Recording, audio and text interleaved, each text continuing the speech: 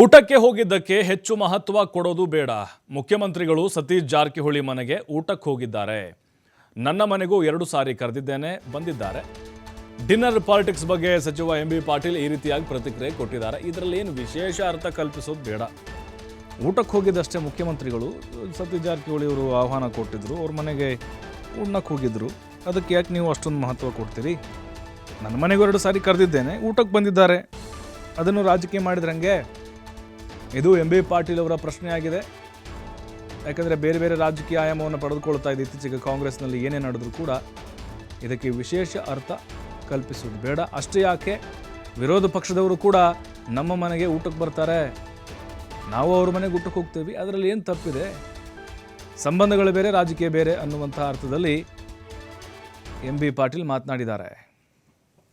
ಯಾರ ಮನೆಗೆ ಹೋಗಿ ಊಟ ಮಾಡೋದು ಇದೆಲ್ಲದಕ್ಕೂ ಏನು ಮಾತು ಕೊಡಬೇಕಾಗಿಲ್ಲ. ಮುಖ್ಯಮಂತ್ರಿಗಳು ಸತೀಶ್ ಜಾರಕಿಹೊಳಿ ಮನೆಗೆ ಹೋಗಿದ್ದಾರೆ. ನನ್ನ ಮನೆಗೂ 2 ಸಲ ಕರೆದಿದ್ದೀನಿ, ಹಿಂದೆ ಬಂದಿದ್ದಾರೆ.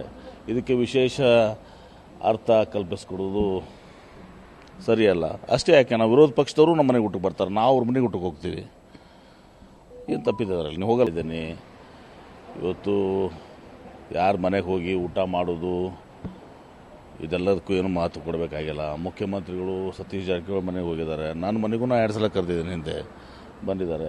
ಇದಕ್ಕೆ ವಿಶೇಷ ಅರ್ಥ ಕಲ್ಪಿಸ್ಕೊಡೋದು ಸರಿಯಲ್ಲ. ಅಷ್ಟೇ ಯಾಕೆ, ನಾವು ವಿರೋಧ ಪಕ್ಷದವರು ನಮ್ಮ ಮನೆಗೆ ಊಟಕ್ಕೆ ಬರ್ತಾರೆ, ನಾವು ಅವ್ರ ಮನೆಗೆ ಊಟಕ್ಕೆ ಹೋಗ್ತೀವಿ.